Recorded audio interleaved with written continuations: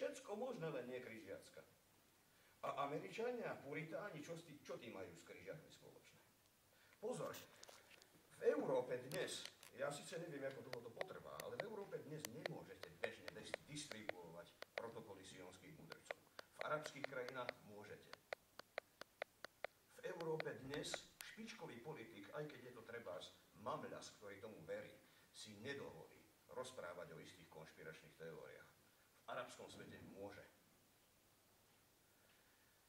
V arabskom svete, v oficiálnej tlači, v propagande, bohužiaľ, no aj okrem iného aj moslimských autorít, máte také veci, ktoré si naposledy v Európe dovolil Josef Goebbels vo vzťahu k Izraelu a Židom napríklad.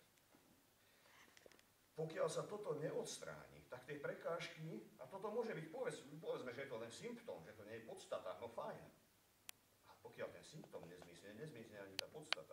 Pokiaľ toto nezmizne, budeme ďalej sa chytať za hlavu a rozmýšľať, čo sa zase stalo, čo sa stalo v tých arabských krajinách, že to tam nefunguje. Ale a toto nesúvislí s vierovkou islámu. Tu jednoducho bude treba nájsť odvahu rozísť sa s istou časťou vlastnej minulosti, alebo aj prítomnosti v arabskej spoločnosti. Musím to takto povedať.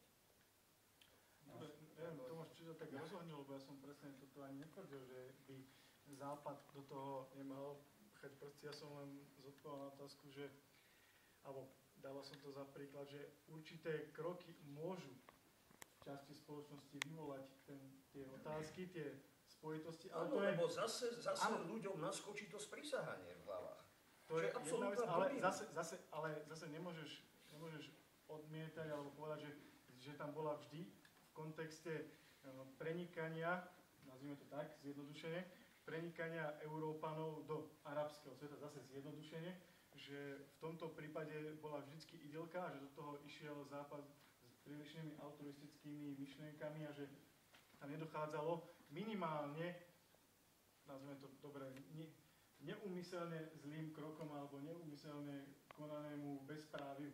A toto sa jednoducho z toho vzťahu nedá odstrániť z tých myslí ľudí. Ja viem, že to je z veľkej miery propaganda. Ja s tým z 99% nesúhlasím. Lebo áno, je to hlúposť tej komunity, ktorá sa takouto propagandou nechá zblbnúť, ale že tá propaganda tam je, že tá nenávisť v tej spoločnosti, alebo že to v nich zbudí určitý princíp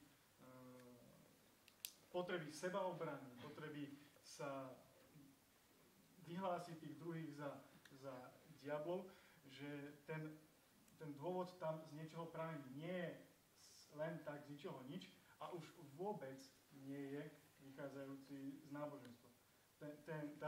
Ten princíp nenávisti vychádza z vecí, ktoré sa udiali v politike. Nemôžeš povedať, že povedzme, že napríklad protokoly sionských mudrcov, ktoré si tu spomenul, že vznikli v islamskom prostredí. To vznikli úplne inde, na základe úplne iného antisemitizmu a nemajú s islamom nič spoločné. To, že dnes sú populárne v tej oblasti, alebo že sa tam môžu distribuovať, je skôr propaganda štátov, ktoré sú v mnohých prípadoch vedené násilisticko-basistickými, nacionalisticko-socialistickými uletenými diktátormi, ale nie sú a nikdy neboli súčasťou islámu. Islám nikdy a moslimovia na pár výnimiek nemali napríklad so Židmi žiadne väčšie či s Európou s kresťanmi porovnateľné problémy a negatívne.